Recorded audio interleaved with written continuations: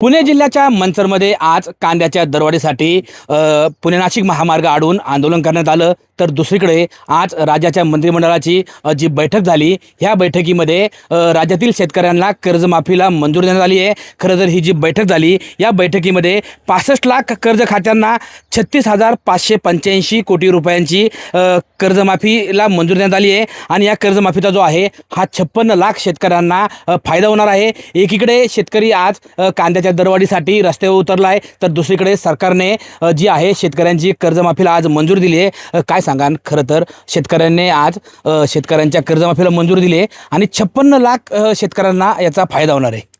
ते जेव्हा समोर येईन आणि प्रत्यक्षात घडन तेव्हा आमच्या सर्व शेतकऱ्यांना त्याचा थोडासा दिलासा भेटेल। कारण की जखमेवर मलमपट्टी करण्याचं काम हे 2 वर्षापूर्वी सरकारने करायला लागत होतं, ते आज करतंय। ठीक आहे, शेतकरी आज आम्हाला आंदोलन का करावं लागतंय, सर्वसामान्य तरुणांना सुद्धा आंदोलनात का उतरावं लागतंय, माता भगिनींना आंदोलनात का उतरावं लागतंय, कारण की 3 वर्ष झाले कोणत्याही शेतीमालाला बाजारभाव नसल्यामुळे। आणि आपल्या महाराष्ट्रात सर्वात जास्त पीक हे कांदा उत्पादक आहे। 2-3 हंगामामध्ये कांदा पिकवला जातो शेतकऱ्यांचा, आणि जास्त करून उन्हाळी हंगामात हे पीक जास्त असतं। आणि 3 वर्ष झाले 10 ते 12 रुपये या 15 रुपयाच्या दरम्यान सरकार हा कांदा खरेदी केला जातो। उत्पादन खर्च हा 1 किलो कांदा पिकवायला 14 ते 15 रुपये आहे। आणि सरकारचं धोरण सांगितलं जातं उत्पादन खर्चापेक्षा 1.5 पट, म्हणजे खर्चापेक्षा एका किलो कांद्याला 14 रुपये खर्च येत असेल तर त्याला दुप्पट बाजारभाव भेटला पाहिजे,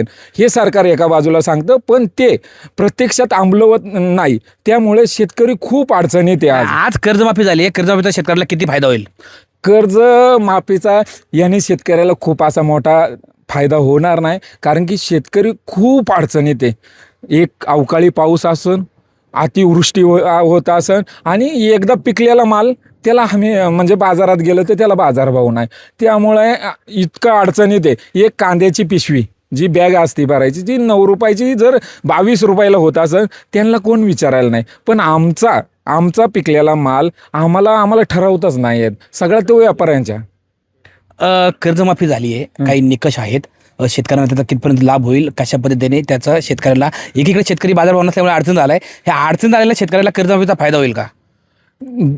याचा थोडाफार, आणि कसं सरकार देते, कारण की सरकार आता जाहीर करत आहे त्याचा निकष काय लावलेत, ज्यांनी कर्ज भरलेल्यांचं काय, जे रेग्युलर कर्ज भरतंय त्यांचं काय, जे कायम बुडवतंय ते ठीक आहे, त्याने ते बी अडचणीत होते म्हणून बुडवत होते, पण जे रेग्युलर भरत होते त्यांना सुद्धा कर्जमाफी झाली पाहिजे। त्यांचे सुद्धा खात्यावर पैसे रिटर्न मिळाले तर आम्हाला कुठंतरी ह्या सरकारला धन्यवाद द्यावे लागतील। खरं तर सरकारने कर्जमाफी केली आहे, एक युवा शेतकरी तुम्ही काय सांगाल? शेतकरी त्या मोठ्या प्रमाणामध्ये अडचणीतच आहे। जरी सरकारने आज कर्जमाफी केली, पण सरकारने लावलेले निकष जे आहेत ते बघणं गरजेचं आहे। निकष बघत असताना त्या निकष जे लावलेत त्या निकष पाहिल्यानंतर सरकार काय ठरवते त्याच्यानंतर त्या कर्जमाफीबद्दल बोलणं योग्य राहील। का नुसतंच कागदावरती घोषणा केली आणि खाली शेतकऱ्यांना काहीच येत नाही, हे अनेकदा इथून पाठीमागे हे झालेलं आहे। अनेकदा सरकारने घोषणा केली, शेतकऱ्याला 1 रुपया देखील मिळालेला नाही। आता पाहू सरकार काही निकष लावते आणि किती शेतकऱ्यांना कर्जमाफी मिळते हे त्यानंतर ठरवलं जाईल। खरं तर आपण पाहिलं, या ठिकाणी सरकारने जरी आज कर्जमाफीला मंजुरी दिली असली तरी शेतकऱ्यांमध्ये मात्र याबाबत संभ्रम आहे। सरकार ह्या कर्जमाफीला काय निकष लावतोय आणि त्या निकषामध्ये किती शेतकरी बसतात, याबाबत शेतकऱ्यांमध्ये संभ्रम असून या कर्जमाफीचा नक्की किती शेतकऱ्यांना फायदा होईल हे आगामी काळात पाहावं लागणार आहे। सचिन तोडकर, न्यूज 18 मराठी, मंचर, पुणे।